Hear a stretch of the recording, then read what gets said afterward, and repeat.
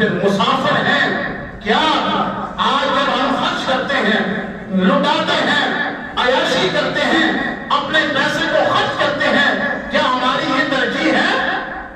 نہیں ہماری ترجیح، ہماری ترجیح دوست ہیں، ہماری ترجیح احباب ہیں، ہماری ترجیح ناچ گانے کی محفلیں ہیں، ہماری ترجیح فحاشی کے اڈے ہیں، ہماری ترجیح بے حیائی اور عریانی کے مراکز ہیں۔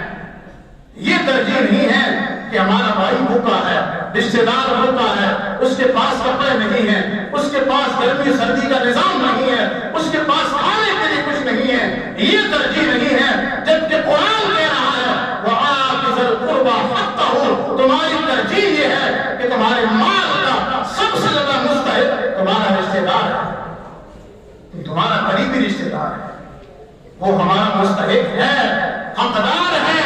لیکن میں اور آپ نے حقدار کسی اور کو بنا دیا، ہماری ترجیح کوئی اور بن گیا، ہمارے مال کا مستحق کوئی اور بن گیا ہے۔ اسی لیے تو آج نہ ہمیں برادریاں کام آتی ہیں، نہ ہمیں رشتے کام آتے ہیں، نہ ہمیں والدین کی حمایت حاصل ہے، نہ ہمیں بھائیوں بزرگوں کی حمایت حاصل ہے۔ اس لیے حاصل نہیں کہ ہم نے ان رشتوں کے تقدس کا نہ خیال رکھا ہے اور نہ انہیں ترجیح دی ہے اور نہ انہیں ان رشتوں کو ملانے کے لیے ہم کوئی کوشش کرتے ہیں۔ تو اس لیے سمجھنے کی بات یہ ہے کہ ہمیں اس صلہ رحمی کو قائم کرنا چاہیے۔ یہ بڑی اہم چیز ہے۔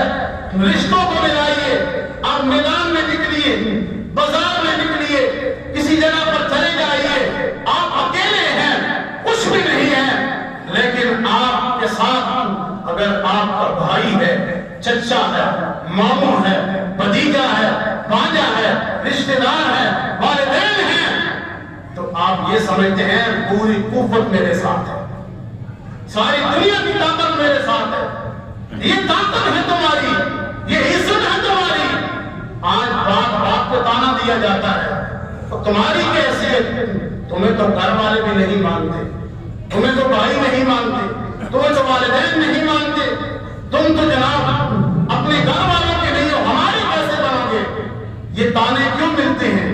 یہ تان و تشریح کیوں کی جاتی ہے؟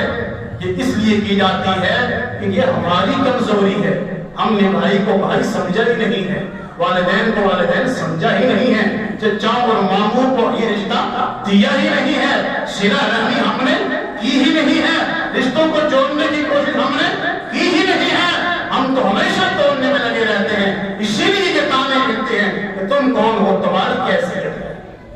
یہ حیثیت کب بنے گی؟ ہم کون ہیں یہ ثابت کرنے کے لیے ہم کب مضبوط ہوں گے؟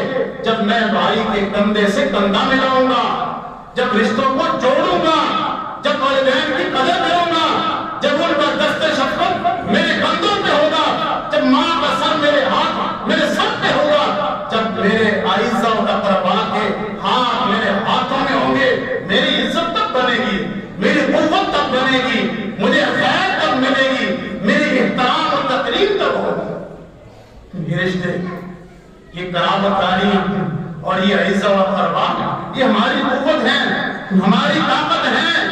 اسی لیے اللہ نے کہا قرآن کریم میں، اللہ نے سورہ الرعد میں بہت ساری چیزوں کا ذکر کیا، بہت ساری چیزوں کا ذکر کیا اہل ایمان کے متعلق۔ وہاں اللہ نے اہل ایمان کی ایک یہ صفت بھی بیان کی ہے کہ والذین یصلون ما امر اللہ بہ ان یوصل، کہ اہل ایمان رشتوں کو توڑنے والے نہیں بلکہ وہ جوڑنے والے ہوتے ہیں۔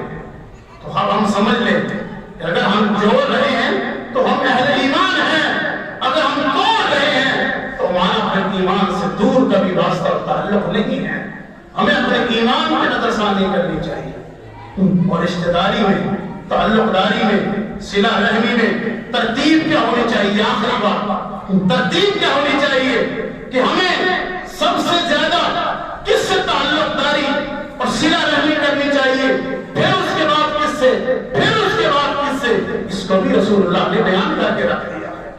نبی کریم صلی اللہ علیہ وسلم کے بارے میں آتا ہے، سیدنا ابو ہریرہ رضی اللہ تعالیٰ عنہ حدیث کے راوی ہیں، کہتے ہیں کہ ایک شخص رسول اللہ کی خدمت میں حاضر ہوا اور اس نے آ کر پوچھا اے اللہ کے رسول میرے لیے سب سے زیادہ مستحق کون ہے، حقدار کون ہے کہ جس سے میں صلہ رحمی کروں، جس سے میں تعلق داری قائم کروں، جس کی میں خدمت کروں،